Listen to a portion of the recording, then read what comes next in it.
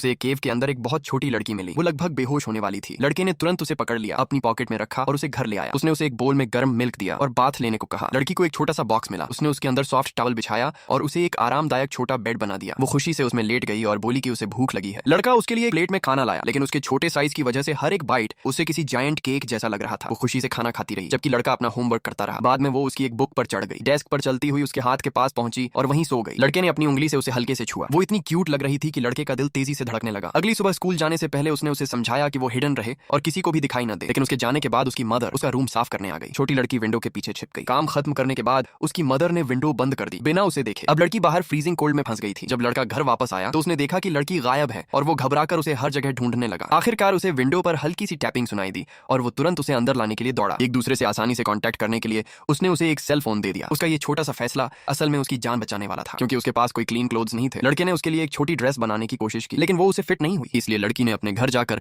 Barbie doll के कुछ कपड़े लाने का फैसला किया। वो विंडो से बाहर निकली और अपने घर की तरफ चल पड़ी। उसके लिए सीढ़ियां किसी जायंट माउंटेन जैसी लग रही थी। वो धीरे धीरे हर स्टेप चढ़ती गई और अपने रूम तक पहुंचते पहुंचते पूरी तरह थक चुकी थी। उसने एक बॉक्स खोला, उसमें कई डॉल ड्रेसेस रखकर बैग में भरी और जाने ही वाली थी कि तभी एक बर्गलर विंडो से अंदर घुस आया। उसे लगा था कि घर खाली है। लड़की इतनी छोटी थी कि वो उससे लड़ भी नहीं सकती थी, इसलिए उसने चुपके से लड़के को टेक्स्ट करके हेल्प मांगी। मैसेज देखते ही लड़का तुरंत घर की तरफ भागा। बर्गलर उसके रूम की तरफ बढ़ा, लेकिन लड़की तुरंत बिल्कुल फ्रीज हो गई और बार्बी डॉल बनकर खड़ी हो गई। बर्गलर को शक तो हुआ, लेकिन तभी उसका फोन बज गया। उसके पार्टनर ने उसे नीचे आकर डोर खोलने के लिए कहा, इसलिए वो तुरंत रूम से बाहर चला गया। कुछ ही देर बाद दोनों थीव्स ने ऊपर दोबारा सर्च करने की तैयारी की। लड़का लगातार घर पर जोर जोर से कॉल करता रहा और कहता रहा कि वो 1 मिनट में घर पहुंच जाएगा। किसी के वापस आने का एहसास होते ही बर्गलर्स घबरा गए और जल्दी से वहां से भाग गए। जब लड़का आखिरकार घर पहुंचा और उसने देखा कि छोटी लड़की सेफ है तो उसकी जान में जान आई और उसने उसे धीरे से गले लगा लिया।